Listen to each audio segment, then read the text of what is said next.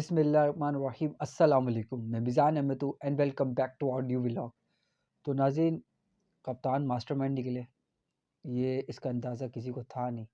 उन्होंने फिर साबित किया कि उनसे बड़ा जो मास्टरमाइंड है वो कोई नहीं है। मतलब जरदारी साहब कहते थे कि इस करप्ट सिस्टम का मास्टरमाइंड मैं हूँ। एस्टेब्लिशमेंट भी इस चीज़ का दावा करती थी, लेकिन वो सबके सामने नहीं थी। ये सारी बातें जो थी, तकरीबन 75 साल जो थी, ये सारी बातें ढकी छुपी थी कि इन तमाम करप्ट सिस्टम का जो मास्टरमाइंड है वो एस्टेब्लिशमेंट है। बाकी सियासतदान स्पेशली जरदारी साहब यही अपने आप को जो है वो शो करवाते थे कि मेरे से बड़ा मास्टरमाइंड कोई है नहीं। बिल्कुल नहीं है। जरदारी साहब ने जो नून लीग के साथ कर दिया, उनको पता ही नहीं चला उनके साथ क्या हुआ है। मतलब भुट्टो के नारे लगवाए, बेनज़ीर भुट्टो जो उनके मज़ार में मरियम सफदर साहिबा की हाज़िरी करवाई उन्होंने।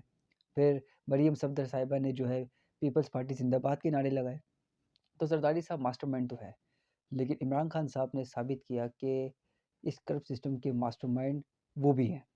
और उन्होंने सिर्फ़ और सिर्फ़ पॉलिटिशियंस के लेवल पे ये साबित नहीं किया कि मैं सिर्फ़ उनके लेवल पे मास्टरमाइंड हूँ, बल्कि वो लोग जो 75 साल से इस निज़ाम को चला रहे हैं, उनको भी साबित किया कि मैं तुमसे भी बड़ा मास्टरमाइंड हूँ। मतलब इमरान खान साहब को पीछे से एक पैगाम दिया गया था कि इमरान खान साहब पर हमने रेड लाइन लगा दी है। तो इमरान खान साहब ने कहा था कि कोई रेड लाइन नहीं होती, ये रेड लाइन मैं मिटा के रहूँगा। इमरान खान साहब ने वो रेड लाइन जो है तकरीबन मिटा दी है। वो किस तरह मिटाई?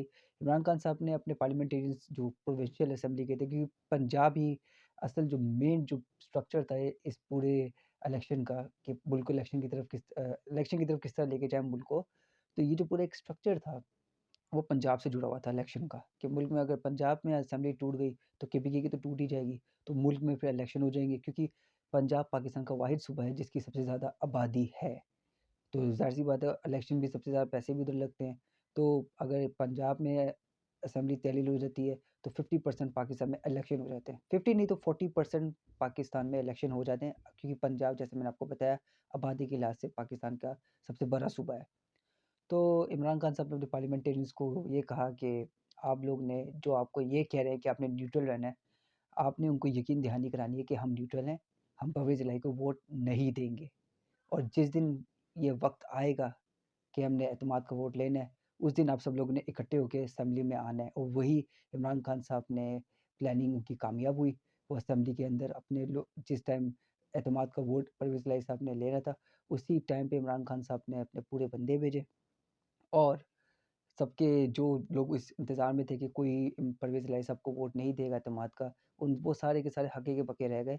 स्पेशली राना सनाउल्लाह साहब और अता तारड़ साहब, ये दोनों हक्के-बक्के रह गए कि ये हुआ क्या? इनके तो बंदे पूरे थे ही नहीं, एकदम से सारे पूरे बंदे कैसे हो गए इनके? तो इमरान खान साहब ने इन सब पे यकीन दहानी कराई थी, स्पेशली एस्टेब्लिशमेंट को, कि हाँ, हम लोग जो हैं वो जो उनके पार्लियामेंटेरियंस हैं वो न्यूट्रल नहीं है, वो परवेज़ इलाही को वोट नहीं देंगे। उनको भी धोखा दिया, जो 75 साल से सियासतदानों को धोखा दे रहे थे, इमरान खान वाहिद सियासतदान है जिन्होंने इस दफ़ा एस्टेब्लिशमेंट को भी धोखा दिया। और ये इस सिस्टम में, करप्ट सिस्टम में, इस तरह के जो एस्टेब्लिशमेंट जो है, इन्होंने ये करप्ट निज़ाम ही है और इस करप्ट निज़ाम को चलाया गया। इस करप्ट निज़ाम को ख़त्म नहीं किया। एस्टेब्लिशमेंट को चाहिए था इस करप्ट निज़ाम को ख़त्म करते। उन्होंने इस निज़ाम से बहुत फ़ायदा उठाया है। तो इमरान खान साहब ने अपने पार्लियामेंटेरियंस को यही समझाया कि आपने जो है इनको इन्हीं के तरीके से हराना है। उन्होंने अपने लोगों को कायल किया, और कायल बताओ किस तरीके से किया, कि अगर मुझे छोड़ के चले जाओगे तो फिर क्या होगा, ये अच्छी तरह जानते हो। लोटो के साथ क्या हुआ 17 जुलाई को, जो इमरान खान साहब के लोग जो मुनहरिफ हो गए थे, जो नून लीग की टिकट पे इलेक्शन लड़ रहे थे, और जब वो जलसा कर रहे थे, जब इलेक्शन कमीशन ने 20 लोगों को डी-सीट कर दिया था, तो उन 20 हलकों में इलेक्शंस होने थे। अब उस इलेक्शन कैंपेन में जो इमरान खान साहब के लोग मुनहरिफ होके नून लीग की तरफ गए थे, वो इलेक्शन कैंपेन्स कर रहे थे, और उनके इलेक्शन कैंपेन्स पे सब उनको लोटा, लोटा कह के मुखातिब कर रहे थे। लोटा कह के, लोटे के नारे लगा रहे थे कि तुम लोटे हो, तुम्हारा कोई ज़मीन नहीं है, तुम अपना ईमान बेच देते हो। तो ख़ैर ये इमरान खान साहब ने बड़ा एक यॉर्कर मारी, वो बड़ी बुरी तरीके से पीडीएम को और एस्टेब्लिशमेंट को बोल्ड कर दिया। अब आ जाते हैं जी दूसरी खबर में, तो एमकेएम, क्योंकि उनकी जो फ़रमाइश थी, उनकी जो ख़्वाहिश थी, वो पूरी नहीं हो रही। वो चाह रहे थे कि बलदियाती इलेक्शन जो है वो दोबारा मुलतवी हो जाए, लेकिन ऐसा हुआ नहीं। उसकी वजह क्या है? एमकेएम हमेशा इलेक्शन जो है ना, बलदियाती इलेक्शन हमेशा जीती है, कभी नहीं हारी। 50 साल का रिकॉर्ड है उनका, वो हमेशा इलेक्शन जीती है। पीपल्स पार्टी चूँकि कराची में कभी जीती नहीं है, ये एक बार जीती थी जब जुल्फ़िकार अली भुट्टो साहब के दौर में जीती थी बस। उसके बाद एमकेएम का ही राज है कराची में। तो एमक्यू ने जब से पीडीएम के साथ हाथ मिलाया है, तब से आवाम की नज़रों में जो उनकी बची-बुची जो इज़्ज़त थी, वो कचरे में मिल गई है। ये अगर इमरान खान साहब का साथ देते, तो जो उनको 7 कुर्सियाँ मिली हुई हैं, नेशनल असेंबली में जो मिली हुई हैं, अभी जो हैं, वो अगले इलेक्शन में 14 हो जाती, 20 हो जाती। क्योंकि इमरान खान साहब का साथ देते। इमरान खान साहब को जब इनकी ज़रूरत थी, तब ये लोग उनका साथ छोड़ के तो चले गए पीडीएम के साथ, इन्होंने हाथ मिला लिया और उनके साथ हाथ मिलाया पीपल्स पार्टी के साथ, जिनके साथ इन्होंने 30 साल जंग लड़ी है, जिनके खिलाफ इन्होंने पॉलिटिक्स की है। तो अब ये लोग ने आज पूरी इन्होंने एक न्यूज़ चलाई है एमक्यूएम ने। इन्होंने इनके बड़े-बड़े जो लीडर्स हैं, उन्होंने बैठ के एक मीटिंग की है, जिसमें इन्होंने बताया कि इन्होंने फैसला किया है और एक सिग्नल दे दिया है कि हम हुकूमत से अलग होने जा रहे हैं।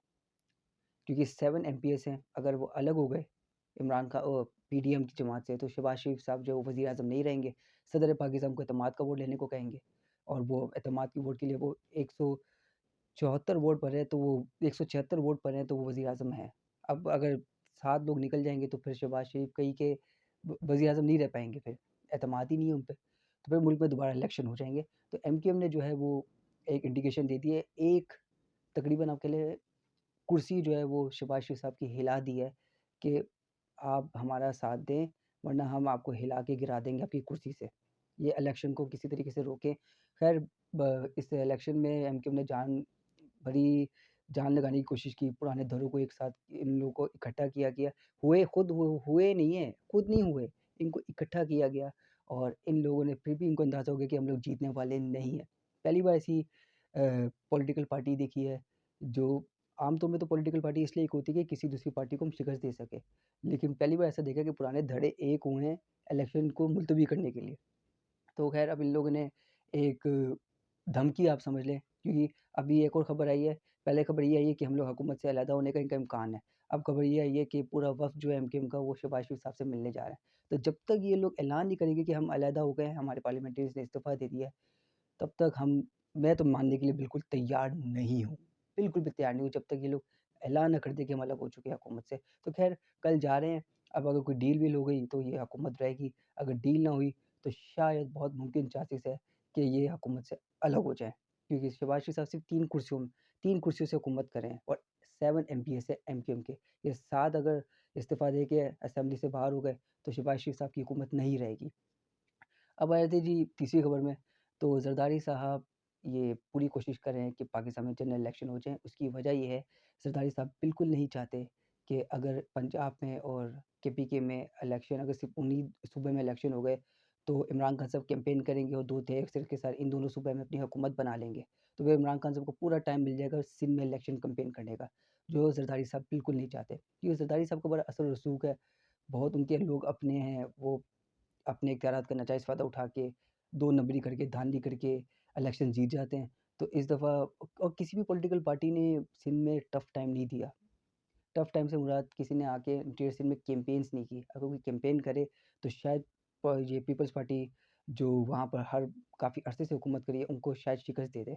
और ये इमरान खान साहब ने पूरा फ़ैसला किया कि पीपल्स पार्टी को अगर शिकस्त देनी है, तो इलेक्शन कैंपेन करनी पड़ेगी इंटीरियर सिंध में, जो इमरान खान साहब अब करेंगे। अब ज़रदारी साहब का ये पूरा प्लान है कि हम लोग जो है, ये पूरी जो नेशनल असेंबली तहलील हो जाए, जनरल इलेक्शन हो पाकिस्तान में, इसके लिए भी इनकी बातचीत हो रही है। क्योंकि ज़रदारी साहब का पूरा टारगेट है कि सिंध को तो मैं बचाऊँ कम से कम। कि अगर सिंध इनके हाथ से गया, तो ज़रदारी साहब के भी पल्ले कुछ नहीं रहेगा, जिस तरह नून लीग के भी पल्ले कुछ भी नहीं है। तो पूरी कोशिश हो रही है कि अब आपस में लोग बातचीत करें कि असेंबलियाँ तहलील करो, जनरल इलेक्शन करो। तो इमरान खान साहब ने इसका भी एक प्लानिंग की हुई है। इसकी प्लानिंग ये है इमरान खान साहब की कि शफ़कत महमूद साहब और ये अ, हमाद अज़हर साहब, इनको इमरान खान साहब कहेंगे कि आप पंजाब को देखें। केपीके में परवेज़ खटक साहब को कहेंगे कि आप केपीके में इलेक्शन कैंपेन्स आप करें। मैं जा रहा हूँ सिंध में, मैं सिंध में इलेक्शन कैंपेन्स करूँगा। कि इमरान खान साहब ने इस बार पूरी एक समझ लें इरादे के साथ सिंध में बड़े एक जोश और जज़्बे के साथ, फुल प्लानिंग के साथ इमरान खान साहब इस दफ़ा सिंध में जा रहे हैं। एक पहली पॉलिटिकल पार्टी है जो पीपल्स पार्टी को टक्कर देगी सिंध में। इमरान खान साहब ने पूरा अपना एक मूड बना लिया कि मैंने जाना है, इलेक्शन कैंपेन्स करनी है और पीपल्स पार्टी को शिकस्त देनी है। तो ये थे आज के हमारे पॉइंट्स। तो अपने चैनल को लाइक करें, शेयर करें, सब्सक्राइब करें। मुझे अपनी दुआ में याद रखें। पाकिस्तान ज़िंदाबाद।